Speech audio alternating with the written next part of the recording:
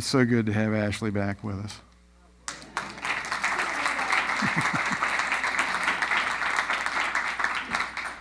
I didn't know if there was anything they could teach her in New York when we let her go, but as I told her this morning after seeing her Christmas Eve and, or was it? No, it was New Year's Eve and last Sunday, that it's obvious to me that, her game has gone up a notch. And, she's a walking reminder to all of us not to let your good get in the way of your best. Amen? Yeah. So I just had to say that because it's scary sometimes. Stepping out, being something new, trying something new on, letting go of something familiar and beloved in a lot of cases. And to some extent, that's what today is about. For those of you who are with us for the first time, we are doing something today that most Unity churches do. It's one of our few Unity-centric liturgical pieces, and that is our white stone ceremony. Mama, I went to a new church today, and they gave me a rock and a golf pencil.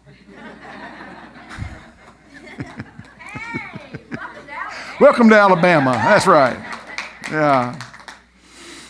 But the reason that we gave you those will become clear here in a little bit. And for anyone keeping score who's been here a lot, we did not forget about the meditation. We're doing that later on as part of our white stone process. So not to fear, you will get in some meditation this morning, okay? It's wonderful to have you all here with us this morning. It looks like we have a lot of folks here. I don't know if that's New Year's resolutions or, post-New Year's Eve guilt. Don't need to know what happened. That's okay. You don't tell, I won't ask. It's all good. But I'm glad to have you with us. So what we're doing today is deciding who we want to be, or at least a way that we want to think about ourselves for this year. It's funny, this is one of those services that I do pretty much every year. And so like with Mother's Day and Father's Day and Christmas Eve and those things that we as ministers have to confront every year on the calendar, you think, well, gee, what did I do last year? And to be honest with you, I don't know how I could do any better than that. I could have just told Barry, hey, just rack it up and push play and I'll sit down and listen. In terms of unpacking the scripture this is based on, I thought I did a pretty darn good job, if I do say so myself. And, it struck me that sometimes Bible exegesis is not what people need to hear necessarily. Now, I think it is good for us to honor our scriptural traditions and to be able to converse about the things that we do in Unity that are based on the Bible. And believe it or not, quite a lot of them are. It was interesting in our service last week, which if you weren't here, we did a question and answer Sunday. And I was really blessed to have both Reverend Terry and Reverend Pat Williamson from Unity of Minneapolis on the platform with me doing that. One of the questions that came up was, how do we know that, and I'm paraphrasing, but how do we know that this is a Christ-centered church? And, I guess I was taken aback by that a little bit because in my heart, everything that I do, I measure myself against that yardstick. And when I prepare to talk, I always take a look in the New Testament and see if Jesus had anything to say about whatever it is I'm talking about that day. And at the same time, it's also good to know that all this stuff that we talk about, that we derived from that book that was handed down to us from a couple thousand years ago, it matters today, that the principles that we teach work today, and that the practices that we do our best to instill in ourselves change our lives today. That this stuff really does work and it really is meaningful. I think about what we're doing, and what we're doing is this. First, I'll just read a little bit of the scripture just so you have an idea. I'm not going to go into the whole piece that is in Revelation. And if you're interested in looking this up on your own, it's the Revelation chapter 2, and the piece is really verses 12 through 17, but I am just going to read verse 17 for today. And this is the Common English Bible, which is a newer translation, so it doesn't quite sound like the old stuff. If you can hear, listen to what the Spirit is saying to the churches. I will give those who emerge victorious some of the hidden manna to eat. I will also give to each of them a white stone with a new name written on it, which no one knows except the one who receives it. Okay? To those who emerge victorious, and in the older, like say in the King James, the word was those who overcome, I will give some of the hidden manna, and I will also give each of them a white stone with a new name on it, which no one knows except the one who receives it. So the tradition of the white stone that they're referring to actually has to do with Roman jurisprudence.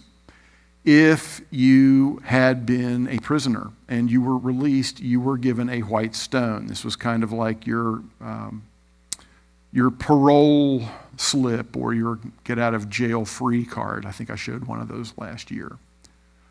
This was how you proved, yes, I've been released. I'm now a free person.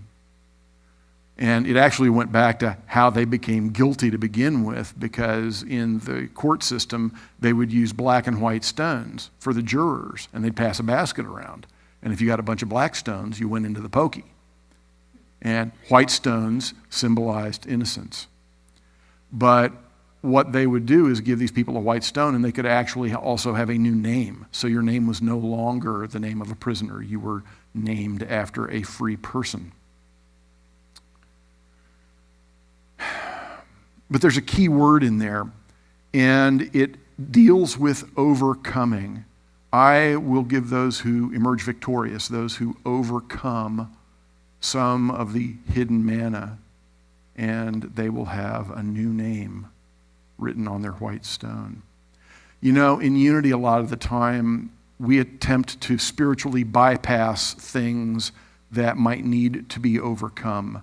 We don't like looking at the difficult pieces of life. We sometimes try to use magical thinking to wish them away. You know, it's like I could look at some of the cracks in the wall, either in, the downstairs or in the upstairs in this building, and say, oh, there's no crack there. As a way of affirming that, our building is in perfectly fine shape, right? And at a certain level, if I'm seeing that, that's fine. But if the only thing I ever do is say it's not there, that's wishful thinking. That's not changing the reality of the situation. What I'm trying to do is get myself off the hook of having to do the work of fixing the thing. And for us, in consciousness, overcoming is about fixing the thing that is wrong, right? Instead of just wishing it away, there are times when we have to wash it away in consciousness. So what does this look like in the real world? I had a long talk with my younger daughter, Colleen, yesterday, and she gave me permission to tell this story. She basically said, hey, Dad, if it's helpful, anything you want, which is a little different than might have been a few years ago. But my daughter Colleen went to Stephens College in Missouri, which is a small, all-female liberal arts college located in the same town that the University of Missouri is. And she was studying theater. And her first year there, I was at Unity Village. So I actually got to, drive over to Columbia and see her in some plays. And this is probably the second or third time I'd come over to see her in a play. And so I get to the theater, And I'm, seated there, and I didn't see her around. Normally I would see her beforehand. But I figured, well, she's busy. She's, getting into costume and makeup and whatnot. And, the play actually starts, and there's no Colleen. And so it goes on, and I believe it was at the first intermission. I, kind of was like, what's going on? I went out and checked my phone, and she said, can you meet me outside? Okay, well, what's up? So I go out into the parking lot, and she's out there pretty much in tears. And she said, I was arrested, and I missed the show. I was like, what happened? And she said, a friend of mine and I were arrested for shoplifting. Yeah, ouch.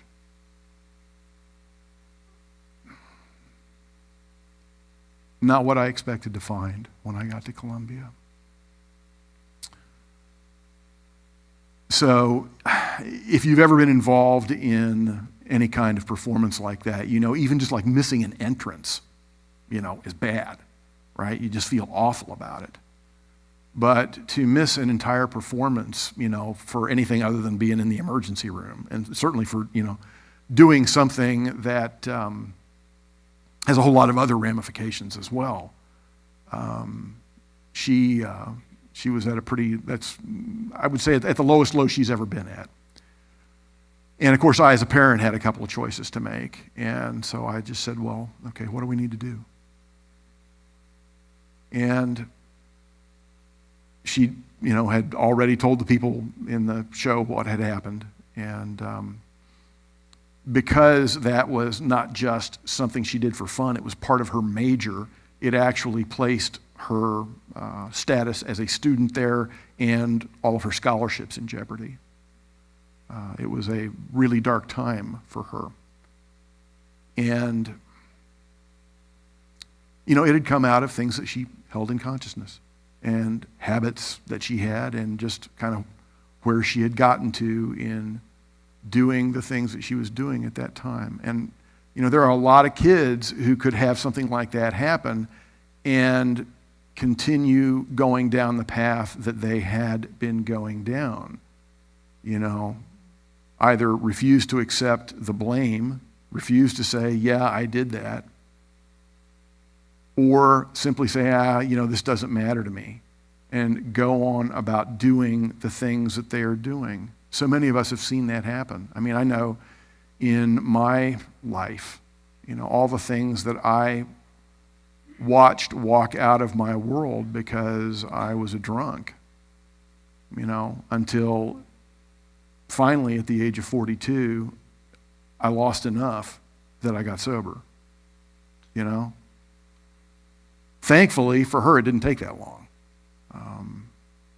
For her, she was, 19, 20 years old. And she decided to make a new name for herself.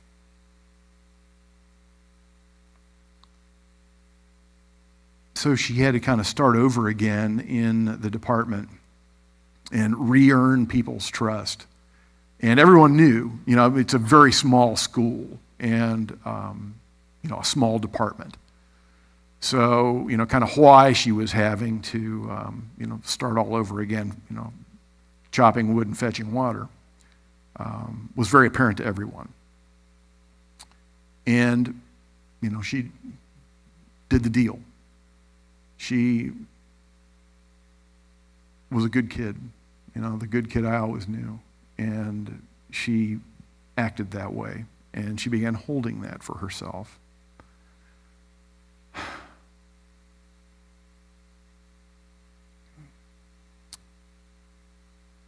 At that college, they have a tradition every year.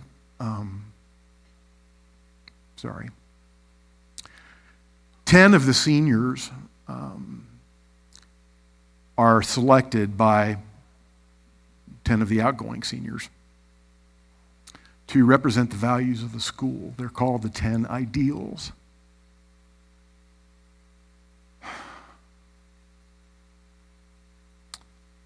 In her senior year, Colleen was selected to be courage.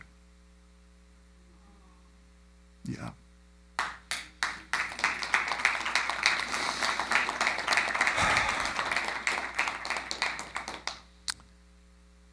So, it's possible to remake who we are. You know, even when we do things that most of us would say are very stupid, as many of us have, myself included. It is possible to hold something new in our hearts about ourselves. It is possible to overcome. But in order to do that, what we have to do is we have to begin in consciousness. You know, we ask ourselves, where does that stuff come from? Why is there a thing called evil in this world?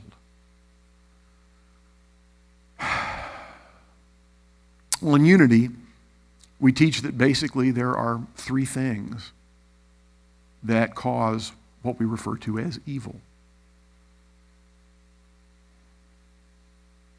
There are three things that we forget, and they have to do with a couple of our basic principles in Unity and another very core idea.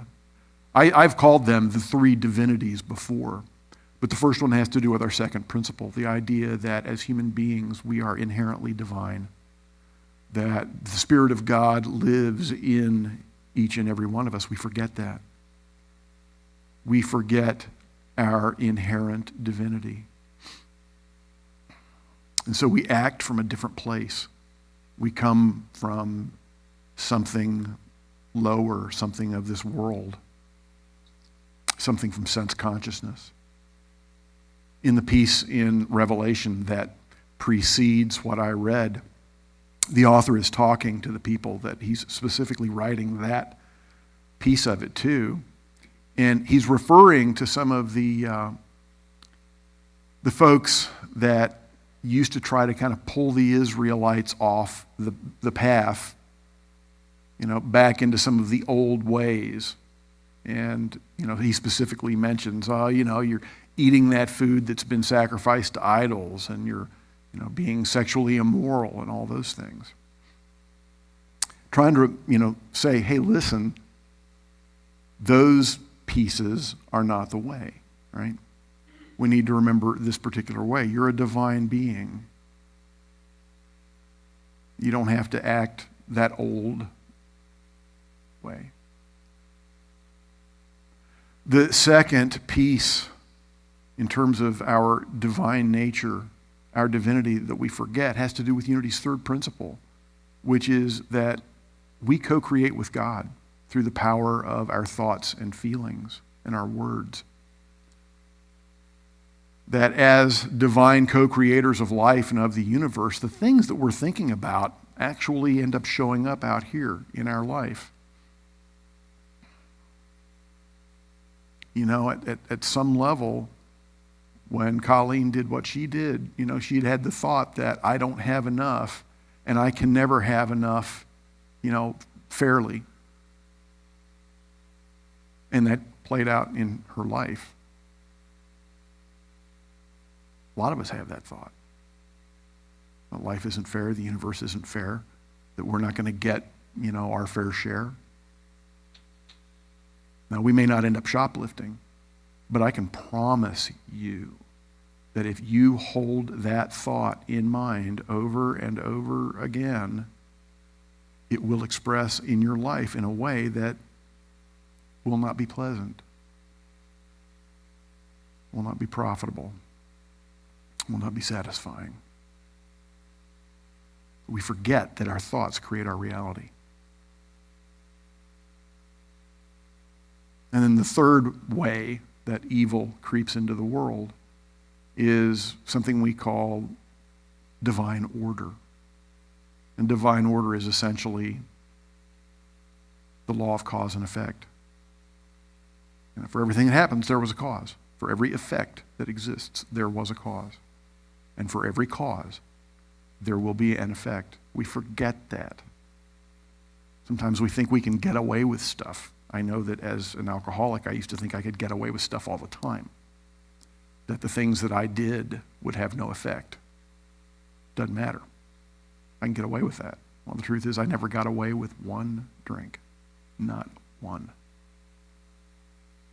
Every one of them changed my life. They changed who I was. And they had an enormous impact on my exes and my kids. Even my dog. Yeah. I was not a nice guy to be around. I mean, honestly, I didn't pay attention, right? Not this dog, my last one. Yeah. Yeah.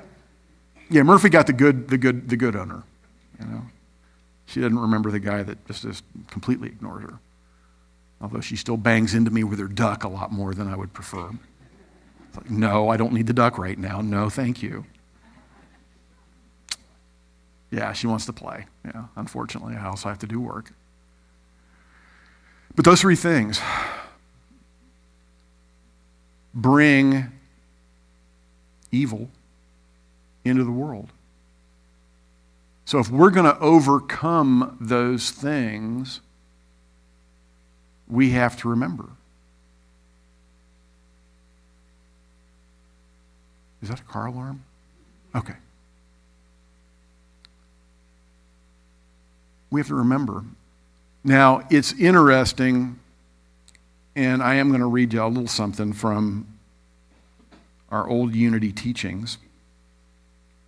But this is about what it takes to be an overcomer. What are the things that we do that will actually turn us from being, either a victim or a collaborator with the stuff in our lives into overcoming it?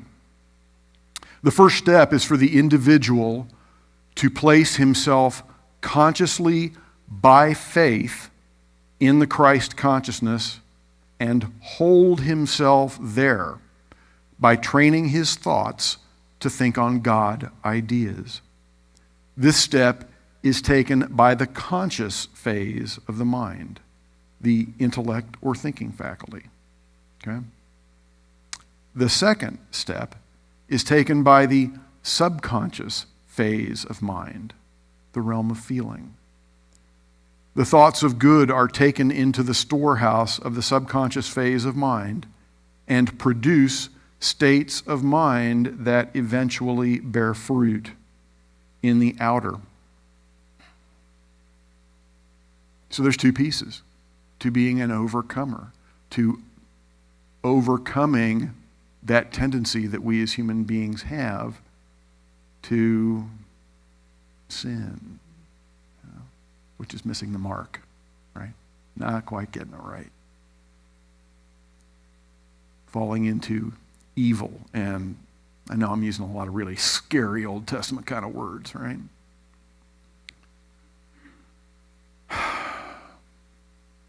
But this is important stuff.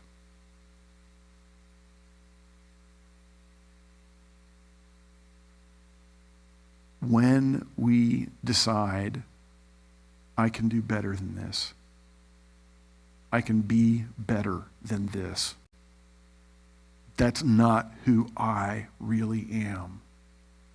When we decide that, and we want to do something about that, there are those two steps. Now, one of them is a little easier because it deals with the conscious mind. Right? So that's the stuff that we're actually thinking about. And while there are times when people say, well, I can't control what I think about, I would say baloney. If I wasn't in church, I might say it's more strongly than that, but, for Sunday morning, baloney will do just fine. All right? Now, you have to catch yourself, because I have to catch myself all the time. Left unattended, my mind will run into some very dark places. And that comes from childhood. I had kind of a dark childhood. A lot of us did. So what I have to kind of do, whoa, fella, get out of there. Kind of like with Murphy, leave it. You don't need to be, you don't need to eat that. I don't need to eat all that stuff that pops up in there, right? So I consciously choose different thoughts. In fact, I will sometimes even consciously choose new thoughts.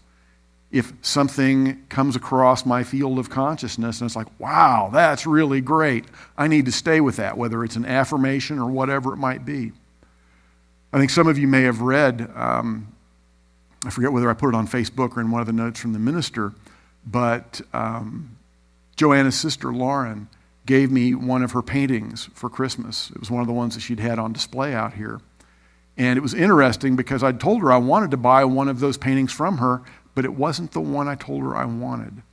It was a different one. And if you remember some of them, she had several that were people's life stories, but then she also had a series of quotes from Harry Potter. And the painting that she gave me has a quote from Harry Potter on it that says, "You are protected by your ability to love."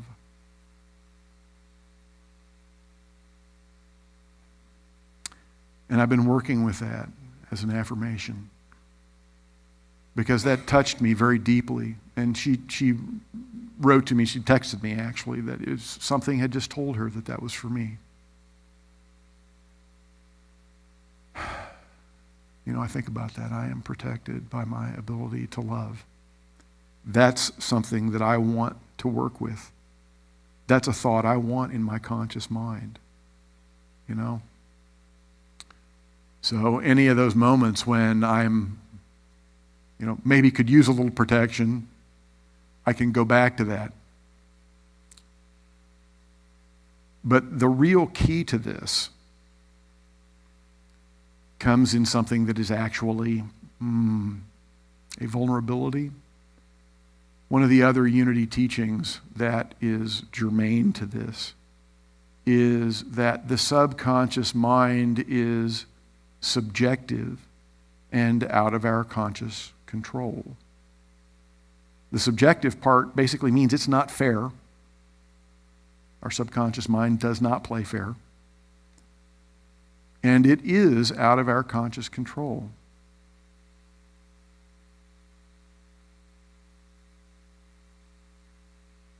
Except that,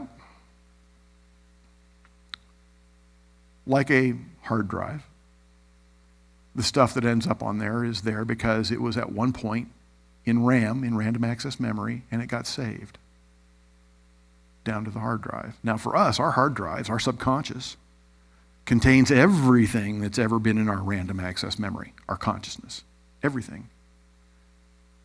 If the scientists are to be trusted, every thought we've ever had, every image we've ever seen, every person we've ever met, every story we've ever heard, every movie we've ever watched, every song we've ever heard, everything that's ever gone through our mind is somewhere in our subconscious. So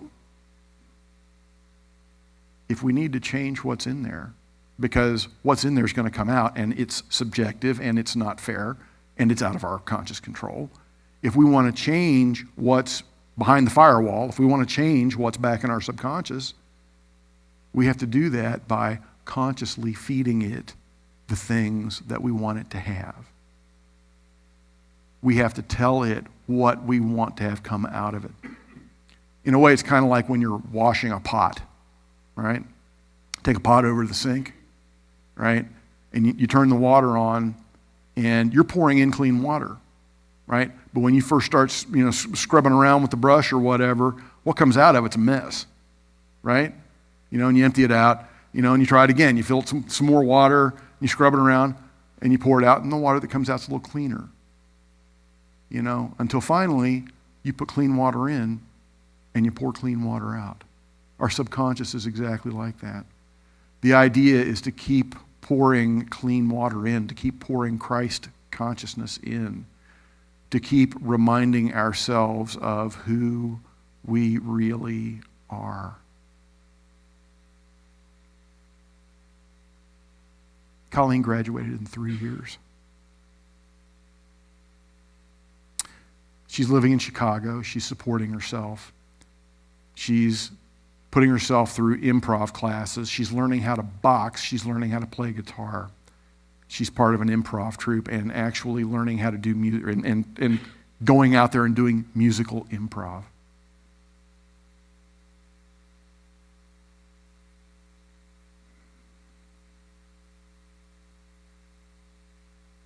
This is real world stuff. We can really do this if we are willing to do the work, and if we even know about it to begin with. So many of us have just kind of stumbled through life thinking that what happens to us just because that's the way the world is. That people treat us the way they do just because that's the way they are. That the thoughts we think are just coming out of our mind because that's what our mind does. We don't realize that we have a certain manner of control, that we can be overcomers, right? That we can eat of that hidden manna, which is the very essence of Christ thought. If we pray, if we meditate, if we bring our minds into alignment with God on a regular basis, if we clean our pot with some clean water on a regular basis. So what we're going to do today is we are going to do some meditation, and we are going to come up with a word or a couple of words, a phrase that we are going to write on our white stone, which is why you should have a stone and a pencil. Is there anyone who did not get a white stone and a pencil when they came in? If our ushers will hook those folks up. Just keep your hands up till our ushers can find you and get you a white stone and a pencil. You guys want to come on back up while they're doing that? So,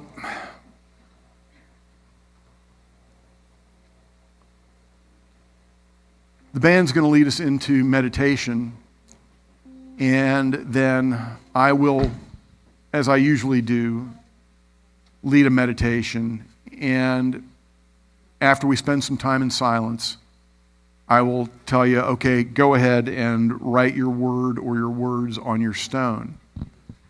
Now, if nothing comes to you in meditation today, don't worry about it. Just take your stone with you and spend some time in prayer and meditation this week. Something will show up for you. It always has. I've done this for many, many years in Unity, and I've never had a blank stone for a whole year, right? Even when I had to write something down later.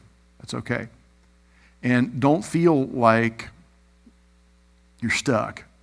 You know, this thing has 6 sides to it, so there's plenty of room for other words. We change, you know, and maybe who I need to be today, this week, this month is not going to be what I need in June or July. Knowing who we are, knowing who I want to show up as today or tomorrow. This is not a one-time deal. This is not even a once-a-year deal. The reason these stones are this size is so that you can put it in your pocket or put it in your purse or put it someplace where you can see it every day, whether that's your bathroom mirror or your desk or if you have an altar, wherever it may be, because you want to be able to remind yourself, this is who I am. And if you need to update that, then, you know, by all means, feel free to do so. So if everyone has their white stone and their pencil, then let's go ahead and get comfortable and get ready to move into meditation.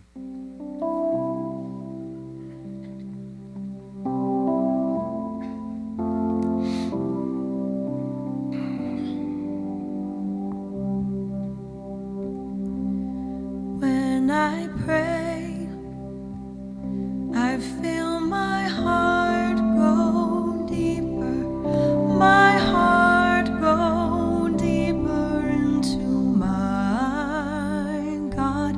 When I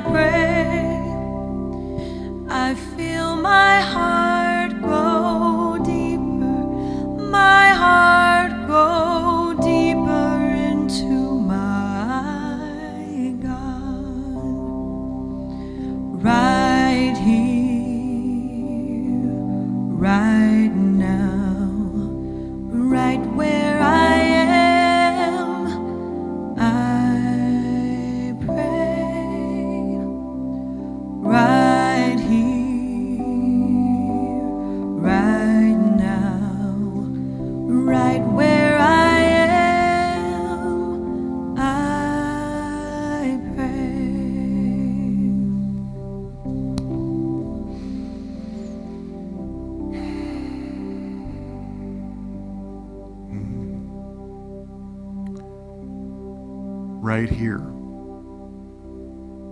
right now.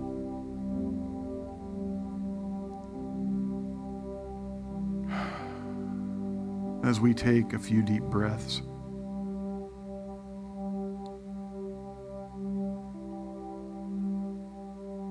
we go deeper into the truth of who we are. To move within to that indwelling divine, that thing that we have called the Christ, that some have called the Buddha. It may be known by many names in many places. But truly for each of us, it is simply light. It doesn't need a name. It is the sweet, quiet, peaceful, loving essence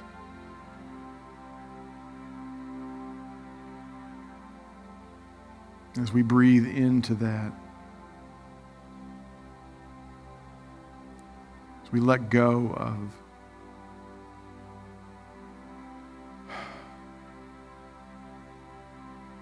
all the things that may be weighing us down, pulling at us.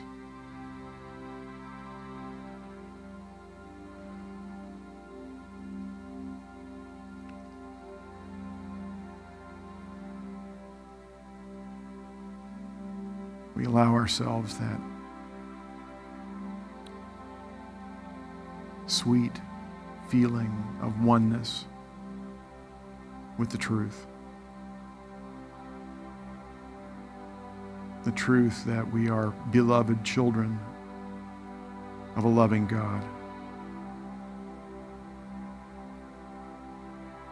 We're not separate, we're one.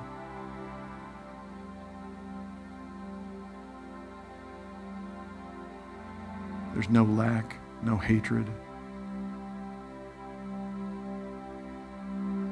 There is abundance and love and pure, sweet joy, and it is right there.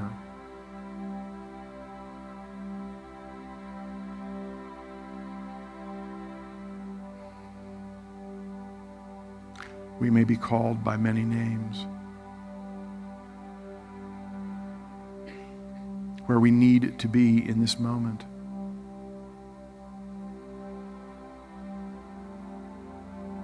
It's entirely up to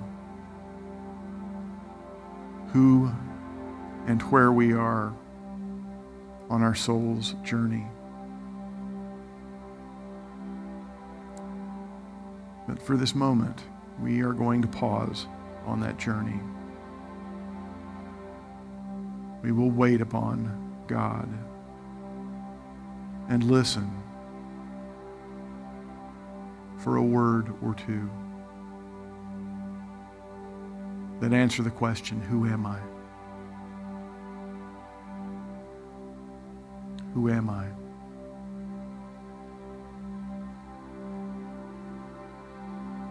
From the divine depths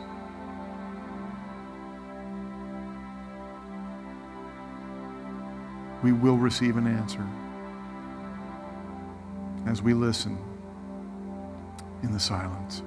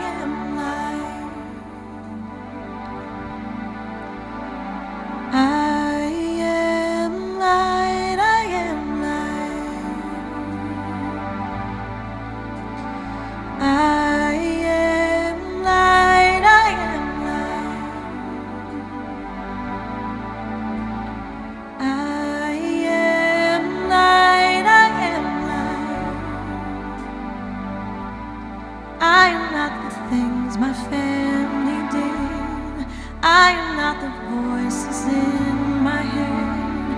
I am not the pieces of the brokenness inside. I am light.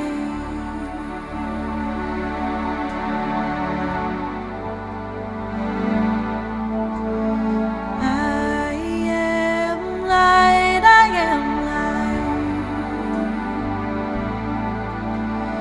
I am light. I am light.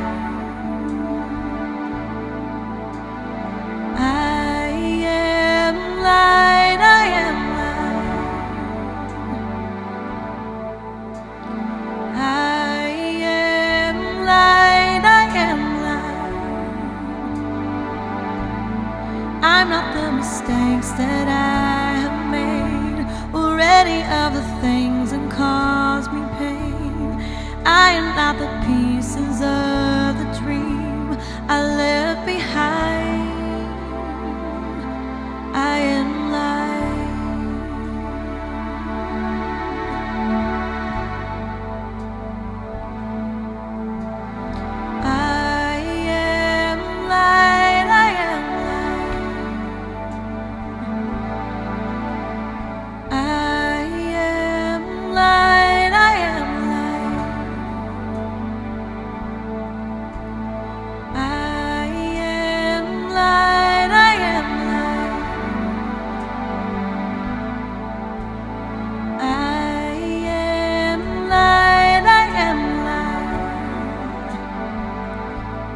I am not the color of my eyes.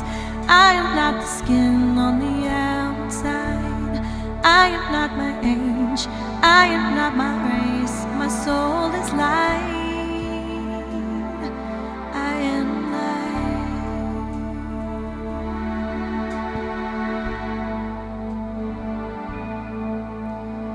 I am light. I am light.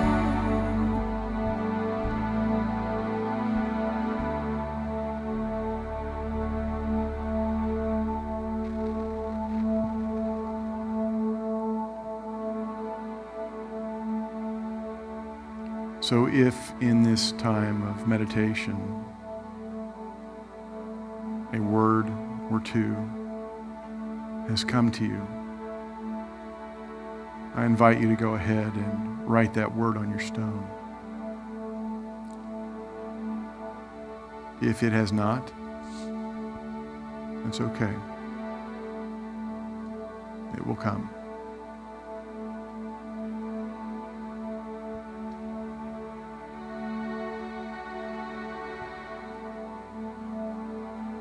In the scripture, it is clear that that word is something known only to you and God.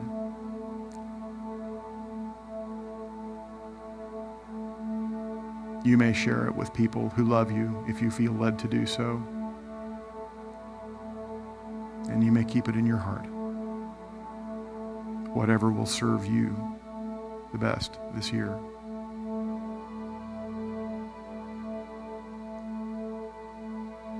But for now, know that as you hold this in your heart,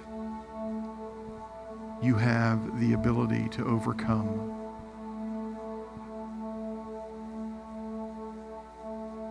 We can be more than we were. We can be what we always have been. The divine children of a loving God. Happy New Year.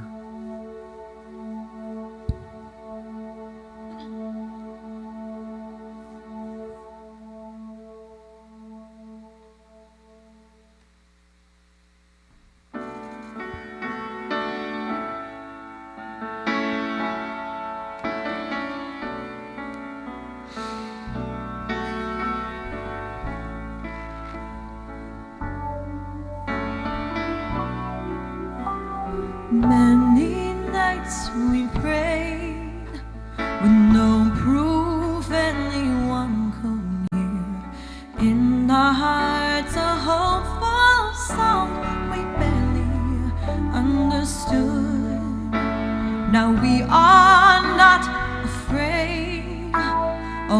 though we know there's much to fear, we were moving mountains long before we knew we could. Whoa, there can be miracles when you believe, though hope is frail, it's hard to kill. Who knows what miracles you can achieve when you believe, somehow you will. You will when you believe.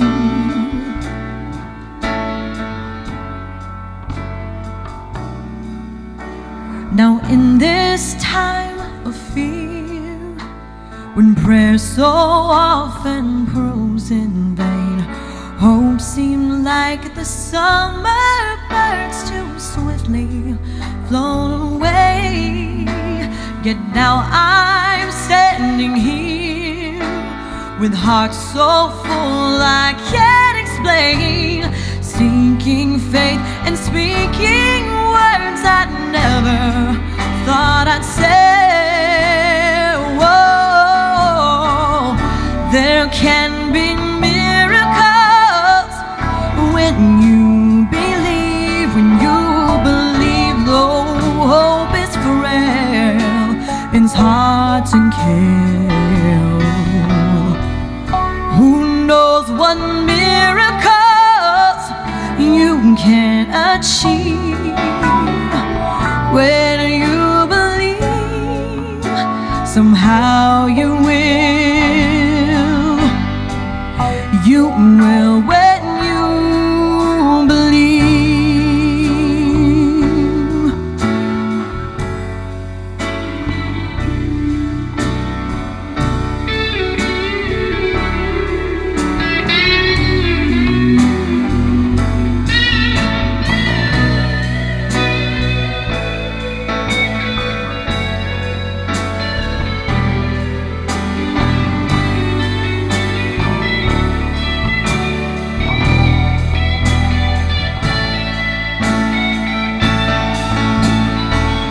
There can be miracles when you believe, though hope is frail, it's hard to kill. Who knows what miracles you can achieve when you believe, somehow you will. Somehow you will. You will when you believe. You will when you believe.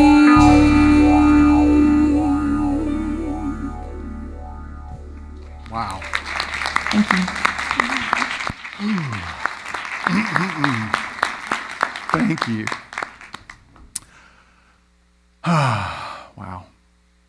So, now's the time in our service when we practice the principle of the law of giving and receiving, and we share our tithes and our love offerings. So, as the ushers come forward and you prepare those, I would like to just point out a couple things. First, if this is your very first time with us, what we would really like from you, although we don't turn away money, that's a policy, we would really like it if you fill out the connection card that is in your bulletin. Let us know who you are and how to get in touch with you. We will not follow you home. We will not leave anonymous things on your doorstep, anything like that. We just want to let you know about all the fun things that are going on here at Unity of Birmingham.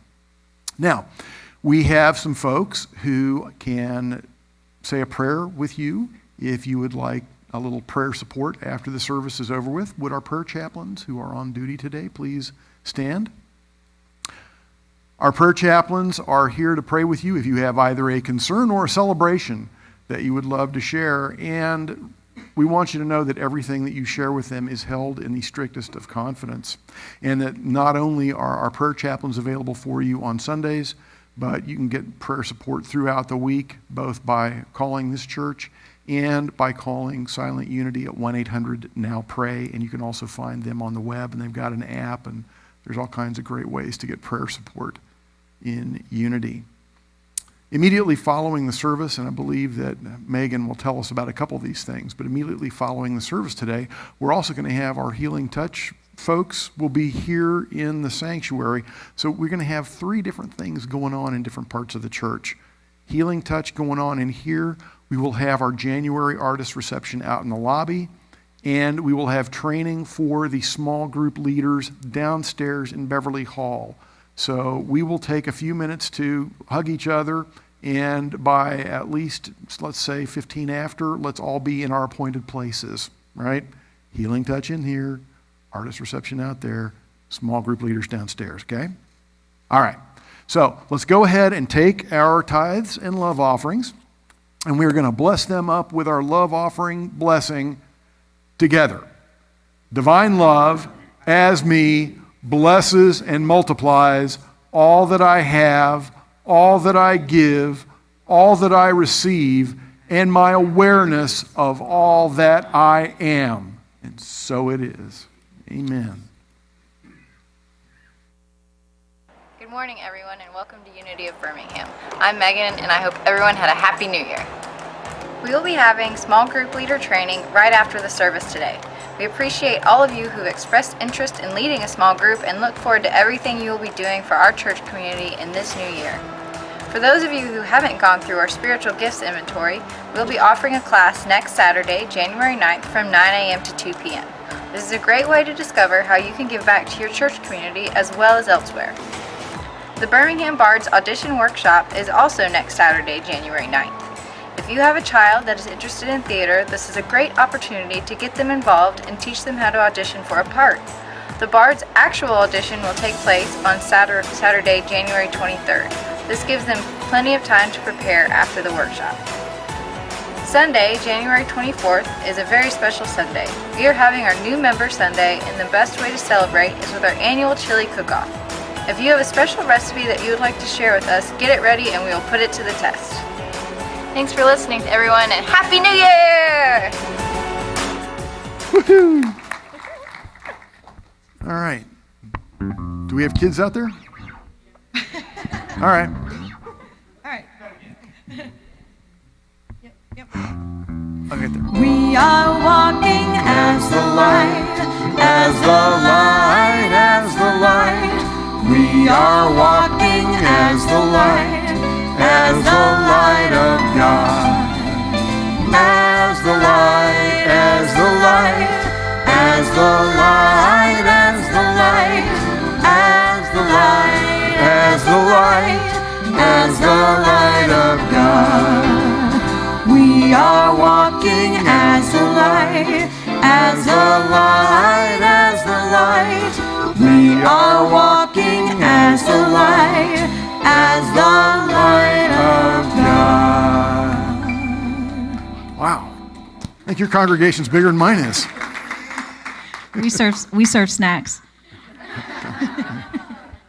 Good morning, Unity family. My name is Anita Gray, and I'm the Director of Youth and Family Ministries here at Unity of Birmingham. And we were talking about Martin Luther King Day today, and we're in the process of planning something very special for that day, which I can't say too much about because I haven't talked to Reverend Charles about it yet. So anyway, there will be much more revealed as time goes on. We have 2 weeks to talk about this. But in the meantime, I have a couple of people who would like to say a little bit about what they did today. Madison has a drawing that she made.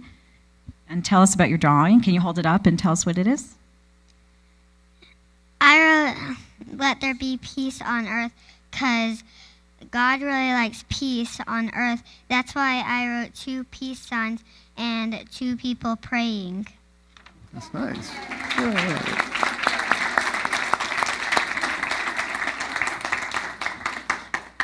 Okay, and Joseph, it was his first time with us today, and he is a man with a plan, and he wants to say what he did. He claims that he does not have stage fright, only fear of heights.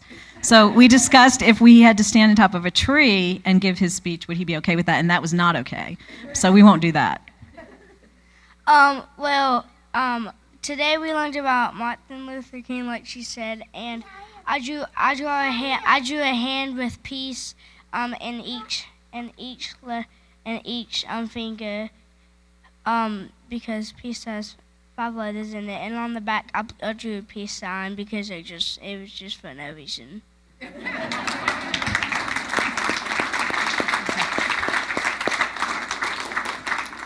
Okay, and then meanwhile, okay.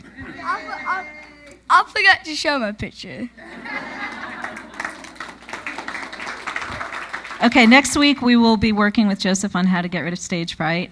Okay, and Jahina is going to talk. The high school and middle school students were doing something a little more, just as important. So we kind of started off with talking about forgiveness because, it's the new year, so we want to kind of let go of all the anger or hate that we have towards anybody or ourselves.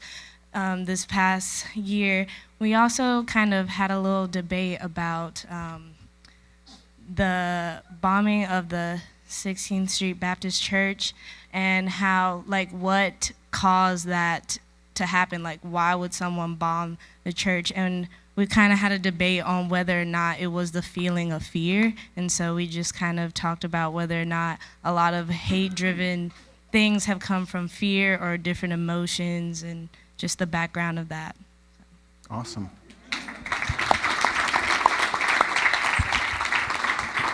Okay, now let's all join hands and sing the peace song.